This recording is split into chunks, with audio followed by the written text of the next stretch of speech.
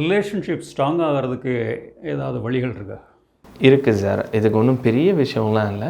ஒரு 2 விஷயம் இருக்குது. ஒன்று என்னங்கிறது நம்ம வந்து பார்ப்போம். ஃபஸ்ட்டு அக்செப்ட் பண்ணுவோம் சார்.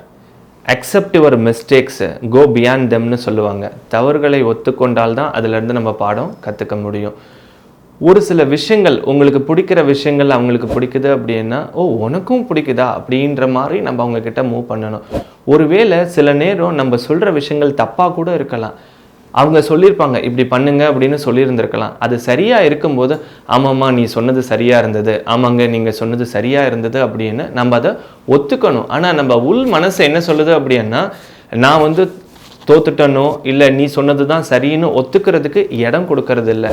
ஸோ சில விஷயங்களாக இருந்தாலும், நம்ம ஒரு சின்ன தவறுகள் பண்ணியிருந்தாலும், இல்லை அவங்க ஒரு நல்ல விஷயம் சொன்னாலும், அது நம்ம ஃபாலோ பண்ணி ஒரு விஷயங்கள் நடந்தது அப்படின்னா அதை அக்செப்ட் பண்ணுங்க. அக்செப்ட் தெம், அவங்கள நாம் அக்செப்ட் பண்ணணும். ஸோ இங்கே அக்செப்டே பண்ணுறது இல்லைங்க. நீ சொல்லி தான் நடந்ததா, இதெல்லாம் தானாக நடந்தது, நீ சொல்லலைனாலும் நடந்திருக்கும் அப்படின்னு சொல்லிடுவாங்க. இது வந்து எனி கைண்ட் ஆஃப் ரிலேஷன்ஷிப்பில் இது நடக்குங்க. 2வது ரெஸ்பெக்ட் தம்முங்க.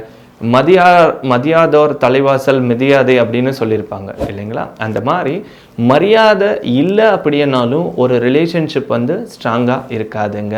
ஸோ என்னதான் அண்ணன் தம்பியாக இருந்தாலும், அண்ணன் தங்கச்சியாக இருந்தாலும், அப்பா அம்மாவாக இருந்தாலும், ஹஸ்பண்ட் அண்ட் ஒய்ஃப் லவ்வர்ஸாக இருந்தாலும், அவங்களுக்கு உண்டான மரியாதையை நம்ம கொடுக்கணும். நீங்கள் 2 பேரும் தனியாக உட்காந்து பேசும்போது தட் இஸ் டிஃப்ரெண்ட்டுங்க.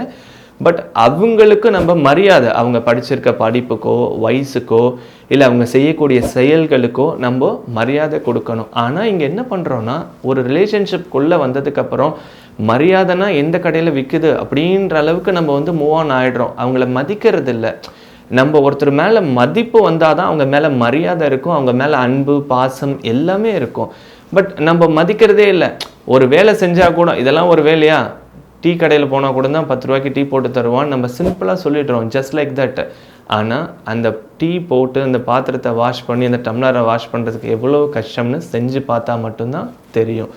ஸோ அதனால தாங்க சொல்கிறேன், எனி கைண்ட் ஆஃப் ரிலேஷன்ஷிப், அப்பா அம்மாலாம் நம்ம வந்து சின்ன வயசில் இருக்கும் போது நமக்கு எவ்வளோ விஷயங்களை பண்ணியிருப்பாங்க இல்லைங்களா?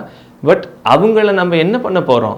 அவங்க சில விஷயங்களை சொன்னாங்கன்னா நம்ம அவங்க அக்செப்ட் பண்ணணும். வயசாகிடுச்சு நீ சொன்னால் சரி இருக்காதுன்னு சொல்கிறோம். 2வது இவரை ஓல்டுங்கிறோம், வயசாகிடுச்சுன்றோம், பெருசுன்றோம்.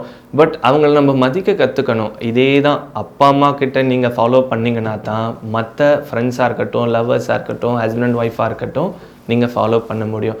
திரும்பவும் சொல்கிறேன், அக்செப்ட் தம், ரெஸ்பெக்ட் தம்.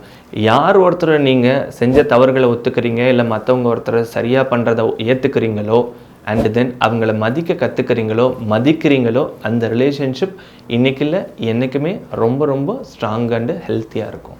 உங்களில் நிறைய பேருக்கு மனநலன் சம்மந்தப்பட்ட கேள்விகள் இருக்கலாம். உங்கள் சார் இங்கே வந்து நீங்கள் கேட்கணும்னு நினச்ச கேள்விகளை தொடர்ந்து கேட்டுக்கிட்டே இருப்பாங்க. அடுத்த வீடியோவில் இன்னொரு கொஷினோட சந்திக்கலாம். அந்த கொஷின் நீங்கள் கேட்கணும்னு நினச்ச பல நாளாக யோசிச்சுட்டு இருந்த கேள்வியாக கூட இருக்கலாம். அதுக்கு முன்னாடி ஹர்ஷா மைண்ட் கேர் அப்படிங்கிற சேனலை சப்ஸ்கிரைப் பண்ணிக்கோங்க. அப்போ தான் அடுத்தடுத்து வரக்கூடிய கொஷினுக்கான நோட்டிஃபிகேஷன் உங்களுக்கு வந்து கிடைக்கும். சேனலை சப்ஸ்கிரைப் பண்ணிவிட்டு பெல் பட்டனை ஓகே பண்ணுங்கள், நோட்டிஃபிகேஷன் உங்களுக்கு வந்துருங்க.